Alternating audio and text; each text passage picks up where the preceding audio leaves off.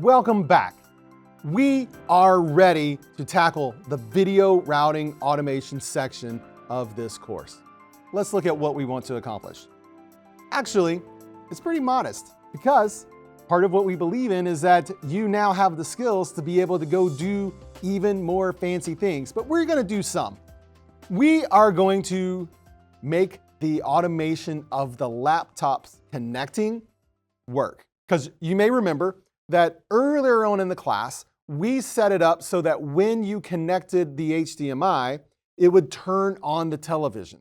We want to finish that off by also making sure that when we connect the HDMIs, we route those sources to the televisions as well.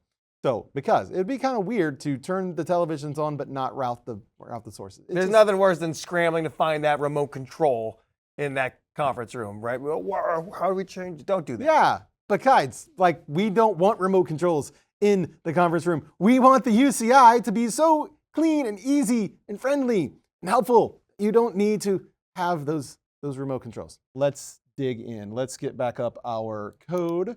You may remember that we had a display power text controller, and it had two pins, pin laptop 1 active, pin laptop 2 active. There's no reason for us to overcomplicate things and recreate the wheel. We are simply going to create 2 pins in our UCI script so that we can receive those same flags. Let's do it. Here's how we're going to do it. We're going to go into our toolbox, and we are going to grab 2 additional indicators and drag them in. There's the first one, there's the second one, and we can make them a little bit bigger so we can actually see them, 32 by 32.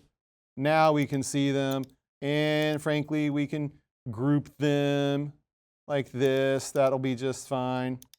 And you may be saying to yourself, but Jeff, they're off screen. Why are they off screen? Also, how did you know that they're off screen? Because they're not within the boundaries of my UCI. They're floating out in space. Why do that? Well, partly because I actually never need to see these controls on screen. And if I dump them off the edge of the boundary, they're on my UCI, but they're not in the visible area.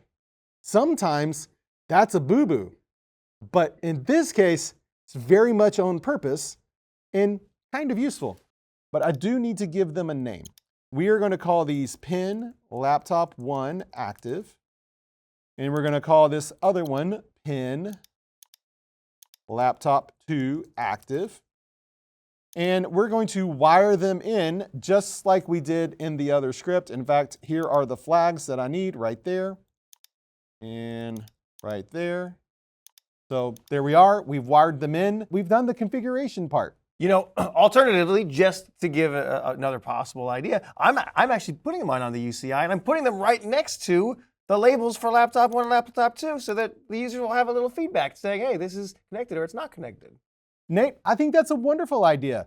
I'm going to not do mine for this particular moment, but again, there's different ways to get to really good solutions. So let's dig into the script and let's write the event handler. Come down to the bottom and let's think for a moment. What do we want to have happen? This is the opportunity to think again. So let's think. What do we want to have happen? If the HDMI cable becomes connected, then what do we want? We want to route that HDMI to both outputs. This is not that exciting of an automation, but it's going to be proof of concept that automations now are actually really easy. So let's do our proof of concept. Piece of cake. It's just an event handler by now. Like, you should be telling me how to do this. Controls dot pin laptop 1 active dot event handler is a function. Open and close. We're going to pass in the CTL, and we're going to end it because we opened it. And all right, we're ready to write the code if the cable becomes connected. That means, as expected, if ctl.boolean. Then we want to do something. What do we want to do? We want to route that video. How do I route the video? We've got a function for that. We've got a function. That's right, Nate. That's why we made these functions, is to make this so straightforward and easy. So let's write it. Func video switch, you may remember, needs two arguments, an output number and an input string. All right, output number. Output number is 1. And that output string is, well, we want the whatever the HDMI1 friendly name is. Where do I get the HDMI1 friendly name?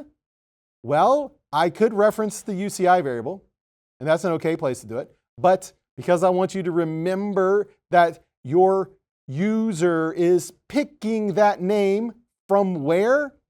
From the list box. Let's actually just pull it from the list box. And what is feeding the list box? It's the array of friendly names. And which entry in the array of friendly names is it? It's the first one. All right, that's good. That's all right. Let's write the second one, func video switch. We're going to send to output 2, what? The array of friendly names, also the one in the first position. Cool. All right, let's write the second one. Control, in fact, I'm just going to copy and paste. And I'm going to update. There we go. And so update this, pin laptop 2, and we're going to send to the first output, whatever is at the second friendly name. There we go. Hit save. Let's see this thing do its magic. We are going to connect laptop 1. And as expected, both televisions turned on and it routed the spreadsheet to the displays. If I turn off the televisions and I connect laptop 2, pretty as a picture. Turned on both televisions and routed the, that looks like a video conference, to both displays exactly as we wanted it to do. One more thing that I want to talk about on our script before we conclude this video is I really have a problem. I personally have a problem with this code. We see that this code is working perfectly. So Nate, I want you to look at particularly line 212 very closely. Yeah. My line 212. Yeah. My problem is that I have used the number 1 twice. Sure have. And it means two different things in the same statement. I personally think that that's terrible. I like to call these magic numbers. And one of the things that I personally do in my code is I go out of my way to eliminate magic numbers, because just because I know what it means right now doesn't mean that when I come back and look at this code at 2 o'clock in the morning that I'm quickly going to remember what the heck I was meaning. Here's how you can make this better. You could do something like this. You could create some very descriptive constants. For example, we could say the constant output 1 is 1, and the constant output 2 is 2, and the constant for the laptop 1 is 1, and the constant for laptop 2 is 2. Now we can come back and update this code to make it make more sense, to make it easier to read. I dare say to make it self-commenting. Let's do it. Instead of 1 here, let's enter K output 1. And instead of 1 here, we're going to make this K laptop 1. Now we're saying run func video switch, send to output 1 the array of friendly names for laptop 1. This is significantly easier to read and understand. And if we finish out this idea very quickly, That makes this be K output 2. And this is going to be K laptop 1. And then similarly, all right, we can replace these magic numbers down here in the same way to make our code significantly easier to read. And as you know, we really didn't change the code at all because we still have the 1s and 2s. We just are making use of constants to make the code more readable. And if the code is more readable, it's easier to debug. And if it's easier to debug, it means you're probably not going to be standing in the closet at 2 o'clock in the morning in the first place. You might be saying, is that it? Is that all the automations we're going to do? Yeah, there's more things. What happens if they disconnect the HDMI cable? What do you want to have happen? What happens if both of the HDMI cables are in? Don't you want like one on one side and one on the other side? Shouldn't we anticipate all of these needs? We totally could. And the answer is, you're actually fully equipped to take on many of those tasks all by yourself now. The reality is you're just limited by your imagination. And more importantly, you really should sit down and talk through that with your client about what automations do they want. What we've proven here is that Funk Video Switch doing its thing, and it's actually pretty straightforward now. Some of the ones that I think are fun and that you should think through is while we don't want to turn off the televisions because we disconnect the cable, it might be really nice, right? Nate took the approach of putting the little LED out there to show you have the cable disconnected. It might also be really fun to update that whole string in the .choices to say, hey, HDMI 1 cable is disconnected. That could be a cool trick. And you absolutely can do it with everything you already know. And you've made it. We're actually at the end of the online version of the class. Now, there's still more to do.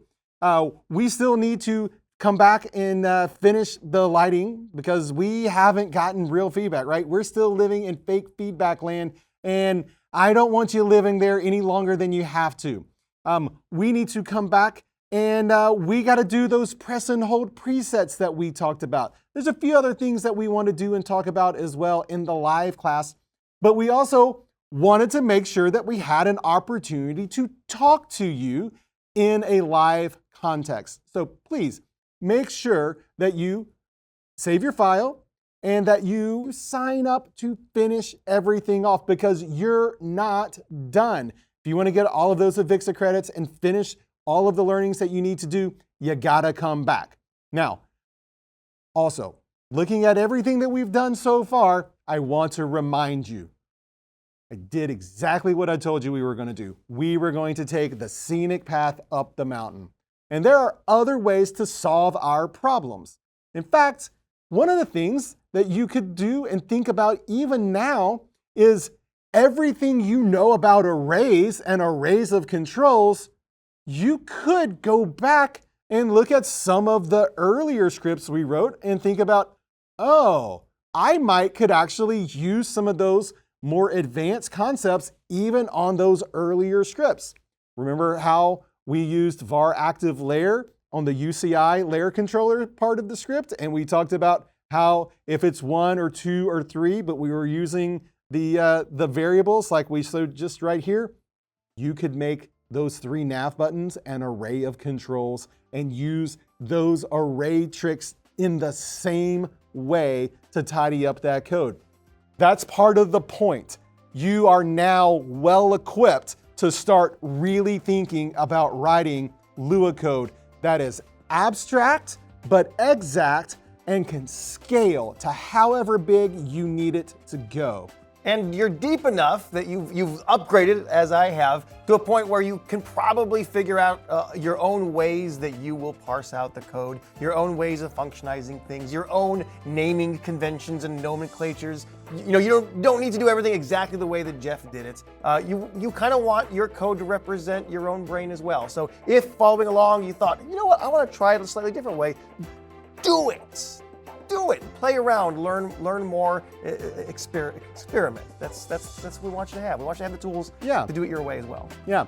Save this working version of the file, and then do save as and go experiment, because you will need to bring this working file to class. Yes. Because the class isn't that long. It's kind of short. We won't have time to fix things that you break, but we will have time to talk. And I am looking forward to seeing you real soon. With that, please go sign up. And until then, we'll see you. Bye-bye.